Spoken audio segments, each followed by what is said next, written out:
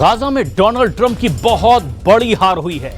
जिस युद्ध विराम को लागू कराने के लिए डोनाल्ड ट्रंप इजराइल और फिर मिस्र भागे भागे गए, अब महज 18 दिन बाद वो सीज फायर तोड़ दिया गया है। 24 घंटे के भीतर ही इजराइल की बमबारी में 104 लोगों की मौत हो चुकी है और इनमें 46 तो बच्चे शामिल हैं। नेतन्याहू ने कहा है कि युद्ध विराम तोड़ने के लिए हमास जिम्मेदार है, क्योंकि उसने एक इजरायली सैनिक को रफा के पास में मार डाला है।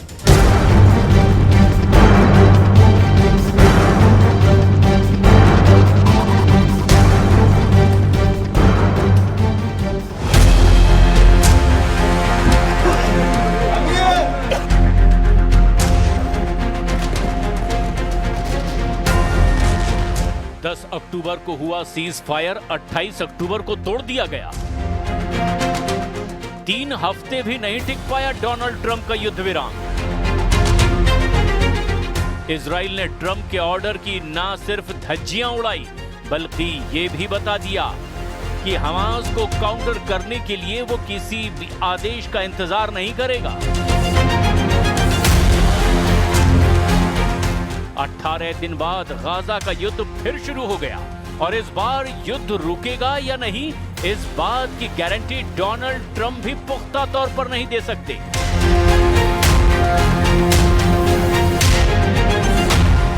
गाजा पर इजराइल की बमबारी में 100 से ज्यादा लोगों की मौत हुई है। हमेशा की तरह मरने वालों में बच्चों और महिलाओं की तादाद ज्यादा है। ये रिपोर्ट पश्चिमी देशों की न्यूज एजेंसी दे रही है। गाजा में युद्ध विराम तोड़े जाने की खबर 28 अक्टूबर की रात को आई, जब नेतन्याहू ने इजरायली सेना को एक ऑर्डर जारी किया। बेंजामिन नेतन्याहू ने कहा, गाजा पर पावरफुल स्ट्राइक की जाए, क्योंकि हमास लगातार सीज फायर तोड़ रहा है। उसे सबक सिखाना जरूरी है। जब नेतन्याहू का ऑर्डर आया तो सबको एहसास हो गया कि अब गाजा में सीज फायर नहीं, डबल फायर होगा। गाजा फिर से जलने लगेगा। गाजा में यही हुआ। इजराइल की एयरफोर्स ने शुरू कर दी बहुत ही खतरनाक बमबारी।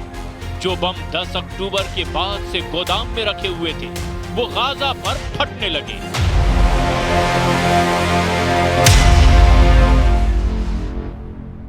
تنفيذ هجمات على غزة، واحنا بنقرأ في الأخبار صارت الضربة في بيتنا، نزل السقف علينا، وجوا أهل الحي طلعونا من تحت الردم، أنا وزوجتي وبناتي وأولادي ووالد زوجتي।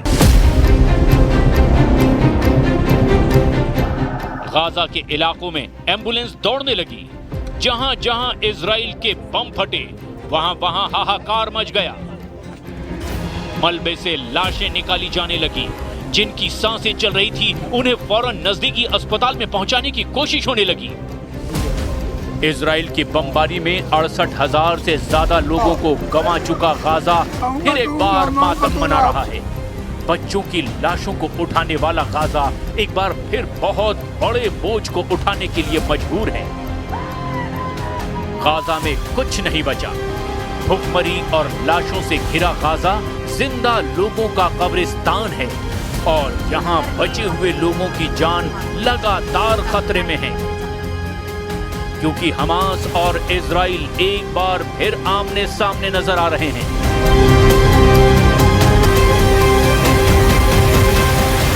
सीज फायर से पहले गाजा में 68,527 लोगों की मौत हुई। इसके अलावा 9,500 से ज्यादा लोग लापता हैं या उनकी लाशें मलबे में दबी हुई हैं। इसीलिए मृतकों की तादाद 78,000 से ज्यादा हो सकती है। वहीं इजराइल की बमबारी में 1,70,000 से ज्यादा लोग घायल भी हुए। वहीं इजराइल की तरफ हमास के हमलों में 1,000 से ज्यादा लोगों की मौत हुई है। इसके अलावा 1,000 से ज्यादा सैनिक या सुरक्षाकर्मी मारे गए हैं।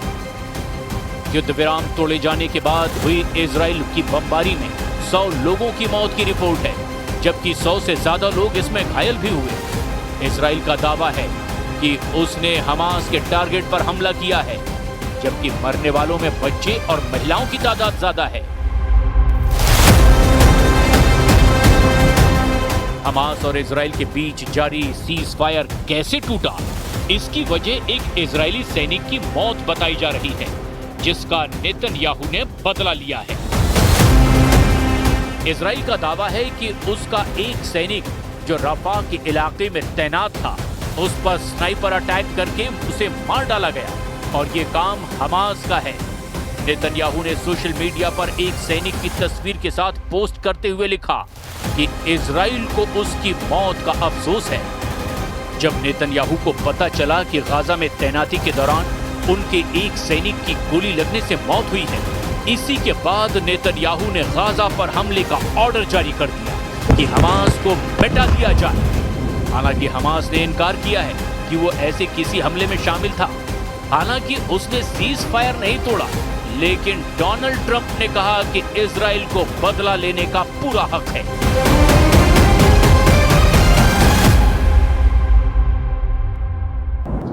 Well, as I understand it, they took out an Israeli soldier. I just heard about it a little while ago. They killed an Israeli soldier, so the Israelis hit back, and they should hit back. When that happens, they should hit back. Nobody knows what happened to the Israeli soldier, but they say it was sniper fire, and it was retribution for that, and I think they have a right to do that. Trump से खुला समर्थन मिलने के बाद Netanyahu ने भी कह दिया कि अब इजराइल बर्दाश्त नहीं करेगा। हमास के एक हमले का जवाब इजराइल 10 हमलों से देगा।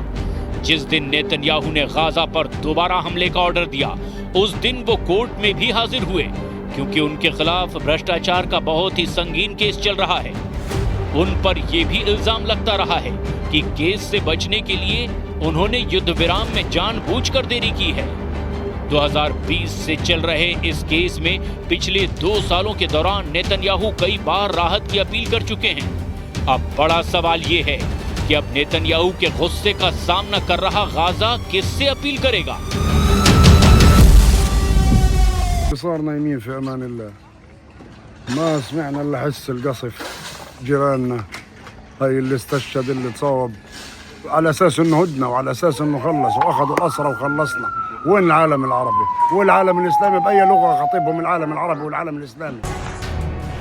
युद्ध विराम के वक्त हमास ने इजराइल के बंधक छोड़े थे, वहीं इजराइल ने फिलिस्तीन के बंधक भी रिहा किए, यानी बंधकों की अदला बदली हो चुकी है। लेकिन फिर सवाल उठा कि बंधकों की अदला बदली के दौरान क्या भरोसे की अदला बदली भी हुई है, या गाजा में अगले दौर का असली युद्ध तो अब शुरू होने वाला है। इजराइल के नए हमले ने तस्वीर बहुत हद तक साफ कर दी है।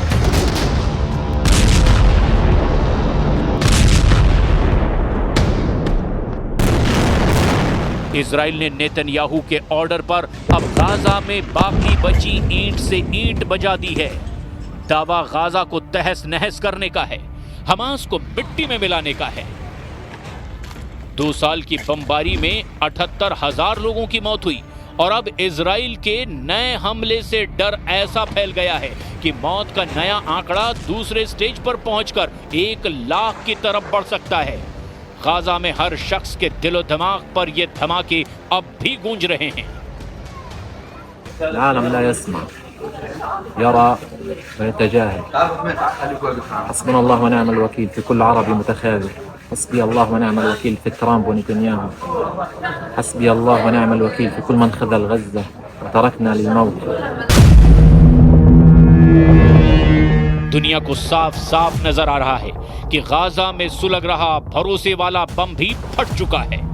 सिग्नल मिल चुका है कि गाजा में हमास और इजराइल के बीच सबसे निर्मम युद्ध फिर से शुरू होने वाला है।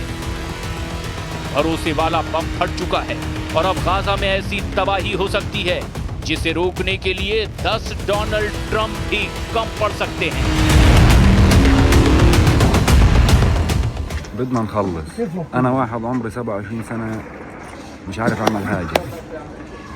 في حرب غير حرب. إحنا تعبنا وزقنا وبدنا نخلص من هيك وضع. لأنه كل اللي حوالينا مخنوق.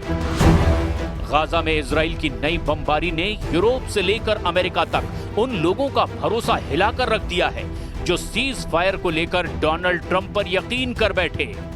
अब तो ये बात डोनाल्ड ट्रंप भी समझ चुके हैं कि इजराइल के सामने उनकी बिल्कुल नहीं चलती, लेकिन उनके दावों और वायदों को याद दिलाने से पहले आप देख लीजिए कि ट्रंप ने युद्ध विराम टूटने पर क्या कहा था।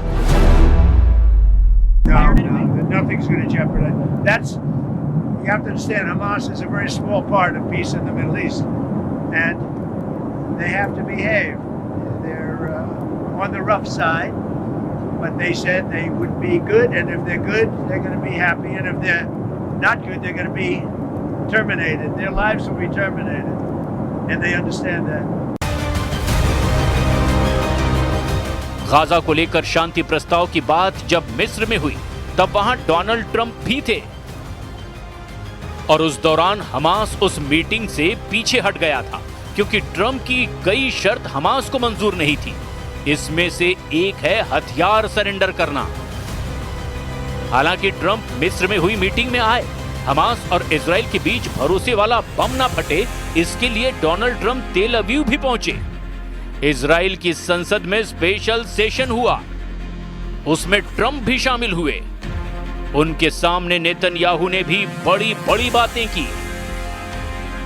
युद्ध खत्म करने के लिए डोनाल्ड ट्रंप की भूमिका के कसीदे पढ़े। Mr. President, you are committed to this peace. I am committed to this peace. And together, Mr. President, we will achieve this peace. Netanyahu deal पर कितना कायम रहे, ये आज की गाजा की तस्वीर बता रही है, क्योंकि 80 से ज्यादा लोगों की मौत के बीच अब सवाल ये उठ रहे हैं कि क्या ये ट्रंप के बस की बात नहीं कि वो नेतन्याहू के युद्ध को काबू कर सकें। बंधकों की अदला बदली के बीच डोनाल्ड ट्रंप जब इजराइल पहुंचे तो उन्होंने ये बताना चाहा कि हमास और इजराइल के बीच अगर जंग रुकी है तो इसकी वजह कोई और नहीं बल्कि वो खुद यानी डोनाल्ड ट्रंप हैं। ट्रंप का ऐसे मौके पर इजराइल आना बताने की कोशिश थी कि इस युद्ध विराम का साफा अपने सिर बांधना चाहते हैं, लेकिन 18 दिन के अंदर ही युद्ध विराम फेल हो गया। ना हमास ने हथियार सरेंडर किए, ना इजराइल ने बमबारी पूरी तरह से रोकी। तब डोनाल्ड ट्रंप अपने सपने का गाजा बनाने की बात कर रहे थे, बड़ी बड़ी बातें कर रहे थे। This is not only the end of a war, this is the end of an age of terror and death and the beginning of the age of faith and hope and of God. It's the start of a grand concord and lasting harmony for Israel and all the nations of what will soon be a truly magnificent region.